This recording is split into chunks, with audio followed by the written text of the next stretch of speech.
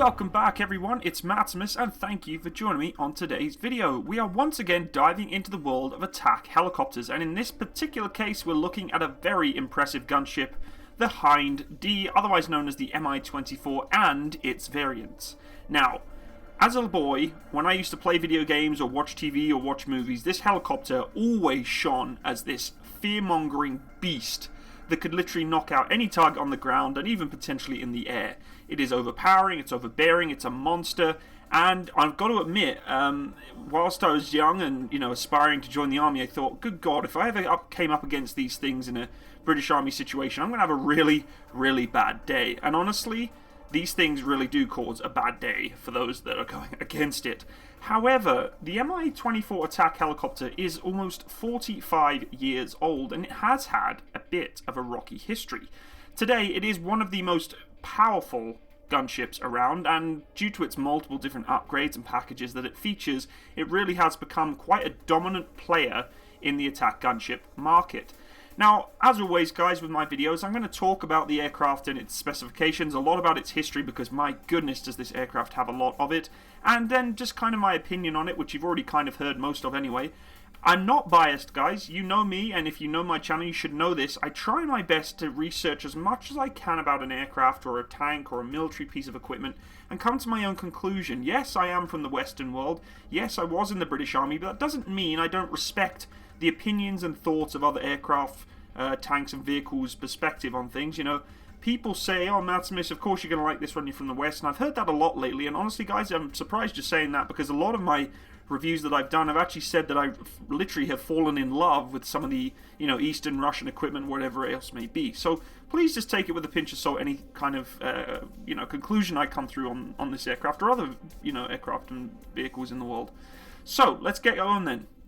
So as I mentioned, the Russians' Mi-24 attack helicopter is 45 years old.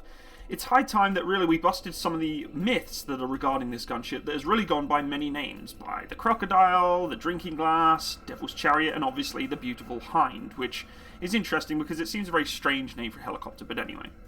In celebratory press release in September, Russian Helicopters, part of the state-owned Rostec Corporation, which is now responsible for production of the latest Mi-35M version of the Hind, explained that the helicopter was conceived and built in record time, with development starting in 1968. Well, that's not quite true, and I'm going to explain to you why. Nor is the altogether accurate that the Hind is always boasts high levels of efficiency, reliability, and sound construction. Absolutely not. To quote Russian helicopter CEO Alexander Mikheyev, that is exactly what he said. While it's true that the today Hind is in service with a greater number of operators than ever before, the Helo's path to service was actually a very, very rocky one. The initial Hind prototype flew for the first time on September 19th, 1969, but it wasn't until 1976 that the Soviet Army formally developed and adopted the helicopter. The Mi-24 needed extensive design changes before it was ready for the front line. This is basically because there's a number of different changes that had to be made along the way to improve its overall functionality. The helicopter's outward appearance changed drastically along with its combat role. The menacing-looking Mi-24 was so radical that the Soviet planners struggled to figure out exactly what to do with the aircraft. It's popular to describe the Hind as literally a flying tank. I mean, guys, look at this thing. It is a beast. You look at the Apache gunship, and yes, it looks ugly, it looks a little overpowering, a little menacing-looking. When you look at the Hind, it looks like an alien spacecraft. It is massive, it is covered in gun pods, weapons platforms. The double bubble cockpit just looks like an alien beast, and it looks just like a flying tank. And I got to admit, like I said when I was young, it really does strike a bit of fear into those that are probably coming against it, that huge frontal profile of this behemoth helicopter. But infantry fighting vehicle is more of an accurate real description of this aircraft, and I'll tell you why. Inventor Mikhail Mil, initial mock-up of the V-24, which would become the Hind, was actually similar to the US Army's UH-1 Huey of the Vietnam fame. The V-24 did, however, establish the key features of the 2,300 or so production Hinds that followed. Two-man flight crew, armor protection, accommodation for 7 or 8 fully armed troops, a gun plus rockets and guided missiles. A flying infantry fighting vehicle was pretty much a radical concept. It was basically a BMP with wings and rotors.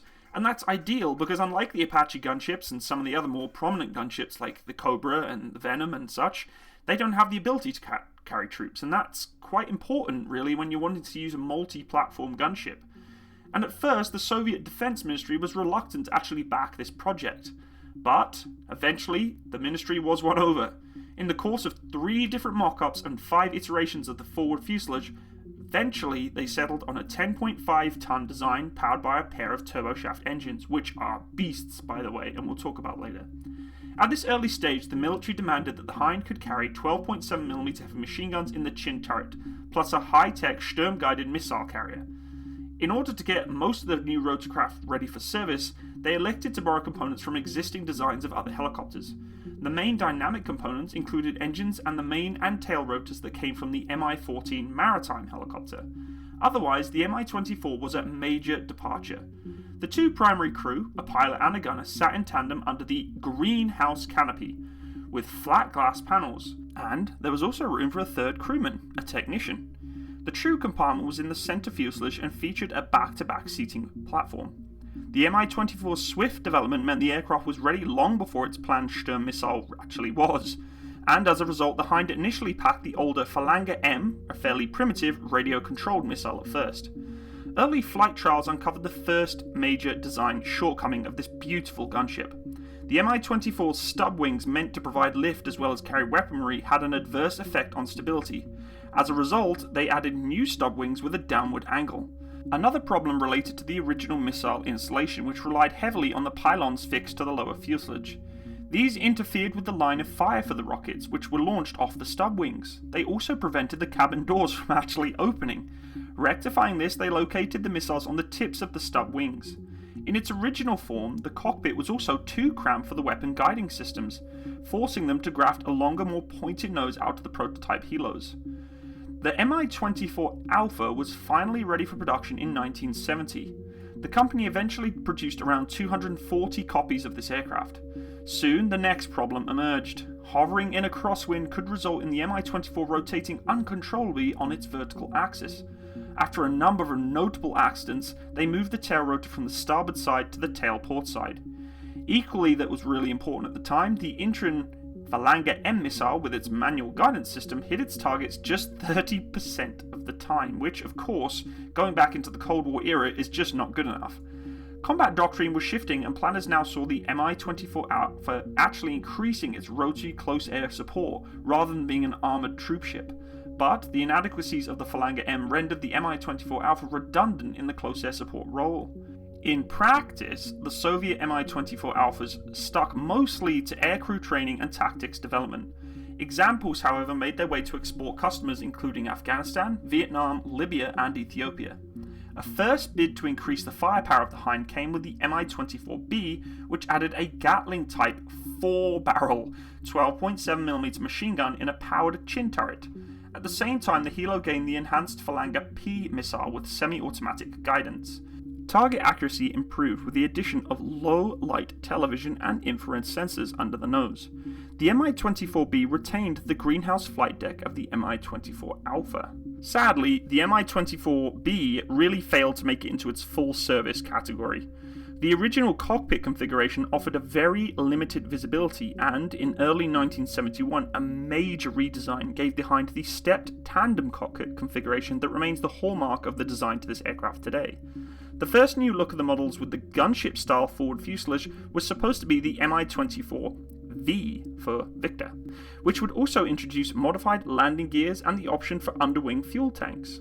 Unfortunately, the long-awaited Sturm missiles were still unavailable, so they devised the interim Mi-24D gunship with the less than perfect Phalange P missile. The Mi-24D began production in 1973 and entered the Soviet service in 1976.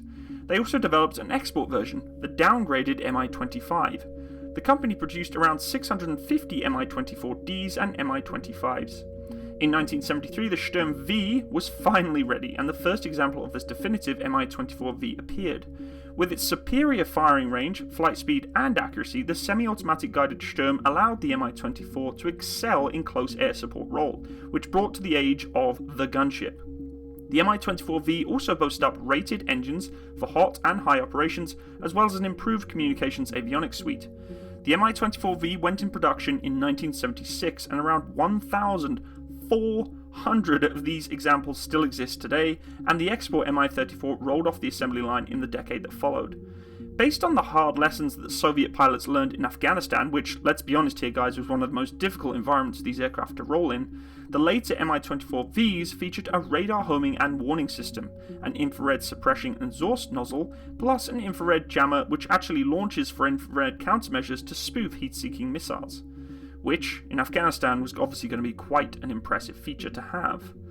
Now it's time to talk a little bit about cannon armament. In the early days of the Mi-24, they had envisioned a cannon armed with a gunship that could be really quite hard-hitting, twin-barreled 23mm weapons, but the Ministry of Defense had insisted on a smaller gun. In 1975, as the Mi-24 mutated from a flying vehicle to a flying artillery vehicle, they returned to the cannon idea. The resulting Mi-24P was essentially an Mi-24V without the 4-gun barrel turret and the rapid-firing twin-barrel 30mm weapon mounted on the starboard side of the forward fuselage. The new version entered production in 1981 and also yielded the Mi-35P, the export equivalent. They built around 720 of these examples. The Sukhoi Su-25 fixed-wing class aircraft carried also the same gun. In Afghanistan, the two types performed a similar type of role supporting troops on the ground, which was pretty much a constant requirement. While the 30mm cannon was a formidable weapon, it was also extremely heavy. It carried far too little ammunition and really generated quite a bit of recoil on the aircraft's airframe, which is never good. In an effort to provide a definitive gun armament, they went back to the drawing board and in 1985 produced the Mi-24 VP. This had a lighter 23mm twin-barrel cannon in a remote-control turret in the nose, but the turret was extremely unreliable. Entering production in 1989, the Mi-24 VP never really appeared in many significant numbers. Now we talk a little bit about the newer generation of these aircraft, as operations in Chechnya revealed that the Russians had the importance of a night vision capability requirement. Thus, the Mi-24PN took off. Basically, they took the off-shelf technologies including a night vision system and color cockpit display and converted no more than 18 examples starting in 2004. Today, the Hind is a success and shows quite a few signs of ever really diminishing. Low-rate production continues, and in recent years, Russian helicopters really have won many orders for even the older versions of this aircraft, including Armenia, Indonesia, Myanmar, and even Peru. For those customers that have a little bit more money, they also have the requirement for the additional capabilities. Russian helicopters offer the Mi-35M. This is the latest Hind version and introduces a true night and all-weather capability and a much more potent guided weapon system. I gotta admit guys, it's really impressive to see this aircraft still flying after 45 years, and the fact of the matter is they're still putting really impressive technology still on these things. And honestly, rightly so. This is a proven airframe now, and it's really got to its phase where they've got all the kinks out, they've ironed everything out that's really caused issues in the past, and now they've developed it into a seriously formidable weapons platform that can not only transport troops, but put the weapon firepower down range. The Russian army is still upgrading these beautiful beasts. Some of the new packages include new avionics and thermal images, and other systems are like the helicopter multi-mission optronic stabilized payload with FLIR. There's a TV and auto tracker system and an embedded GPS system which is able to communicate with all of the weapon systems and avionics. The cockpit also has some new multifunction displays, which allows the pilots to operate the systems very effectively instead of having to worry about manual controls, but most importantly, it's able to work with their helmet-mounted systems that really allows them to multitask in the aircraft. And that is key when it comes to the modern battlefield experience, being able to locate multiple targets, issue them to your gunner, continue flying as needed, and utilize the whole range of weapons platforms that you have at your disposal. In terms of actual weapons, the Mi-24P and the Mi-24V have 4 underwing pylons for up to 12 anti-tank missiles. The Mi-24V and Mi-35 is armed with a Sturm anti-tank guided missile system, and the Sturm is the NATO designation AT-6 Spiral. It's a short-range missile with a semi-automatic radio command guidance platform. The 5.4 kg high explosive fragmentation warhead is capable of penetrating up to 650mm of armor with a maximum range of around 5 km. As mentioned before, the Mi-24V can carry the longer range Attacker anti-tank missile, NATO designation AT-9, and also the Mi-24P can do the same. The Attacker's missile guidance is narrow radar beam, and the maximum range of the missile is about 8 kilometers. The average target range is between 3 kilometers and 6 kilometers. The target hit probability of the Attacker missile is higher than 0.96 at ranges of 3 to 6 kilometers. The missile has a shape charge of 7.4 kilograms with a tandem charge for penetration of up to 800 millimeters of thick explosive reactive armor. All Mi-24 helicopters can also be armed with rockets and grenade launchers for those pesky infantry that could be utilizing some weapons platforms to attack them beneath. The one thing that has always been prominent of the Hind aircraft in my eyes is the fact that it's always able to launch those huge salvos of rockets. It just always comes to my mind when I think of the Hinds, whether it be in the Afghanistan war or any kind of conflict.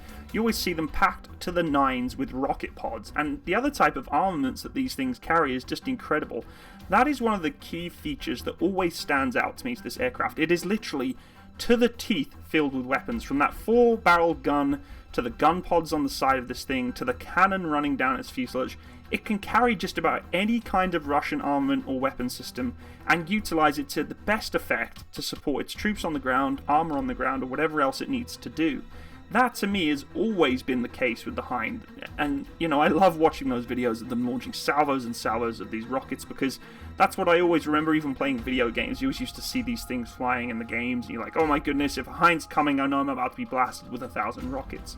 But the thing with the Hind D that really sets it apart from, I think, many other gunships and helicopters around the world is the fact that it is a multi-purpose gunship. And honestly, I think the comparison to a BMP is actually very applicable. BMP is kind of the same sort of platform. It's able to engage tanks, it's able to drop off troops, and provide close support to the infantry with its guns. This is definitely the same principle. Not only can it drop off infantry and, support the boys on the ground, whether it be getting casualties back or just dropping off infantry to go and engage, it can also do very, very well at being able to resupply. And I think a lot of people don't understand the fact that the battle isn't always won by just getting troops on the ground. It's about getting supply and support back to the troops that need it. And this has a lot of capacity to carry extra troops, medical supplies, and supplies in general. And that is amazing. I mean, it not only can provide support to engage tanks and infantry, but to be able to actually, go into a logistical role, that to me is quite important.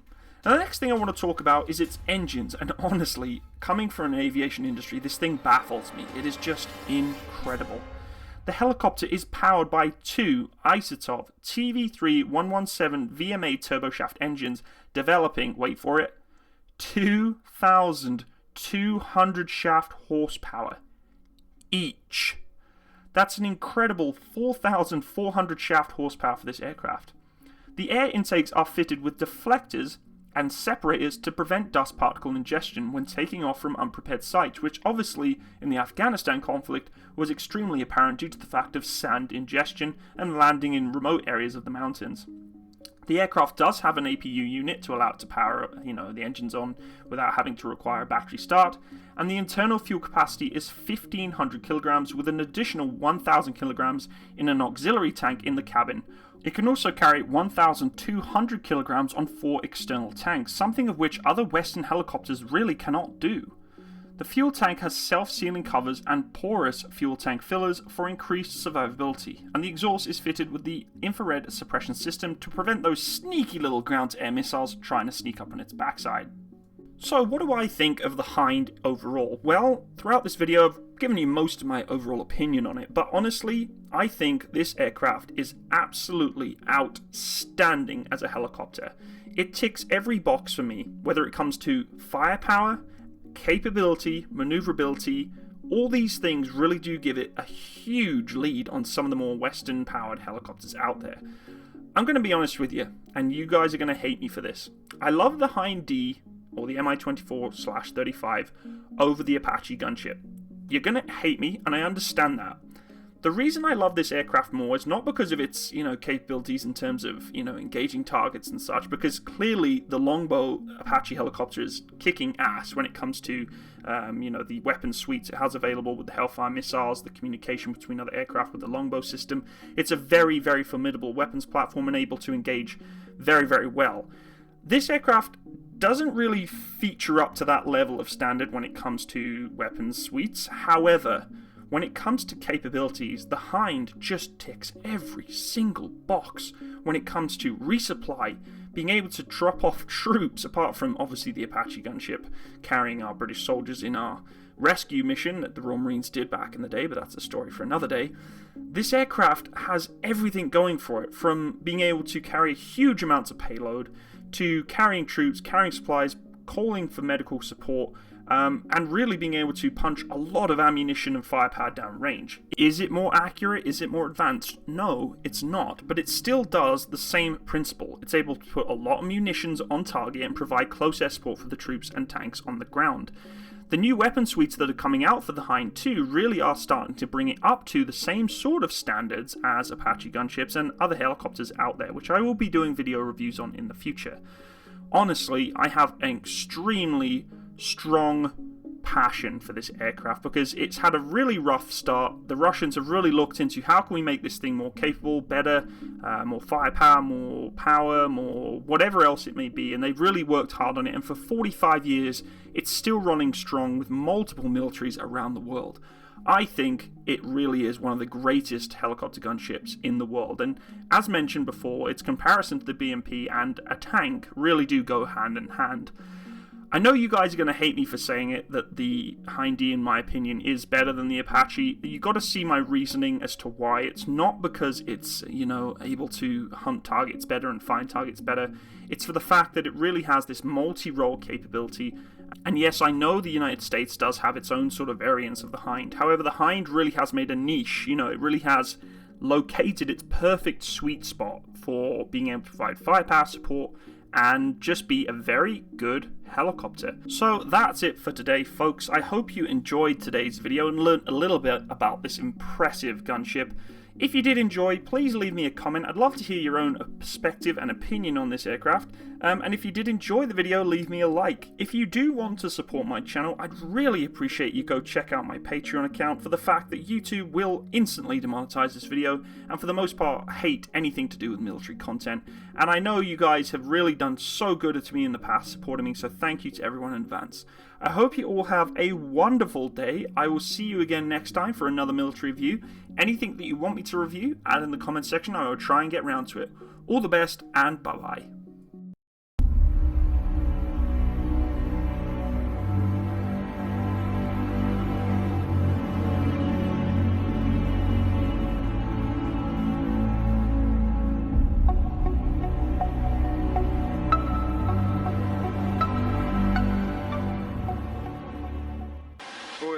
Ми-24. Сетка по Ми-35, сейчас новый. Ми-24. Рома, смотри вертолет. Рома, вертолет, смотри, как низко летит. Смотри, как низко вертолет. Смотри, смотри. Смотри, лишь бы не грохнулся. Ага.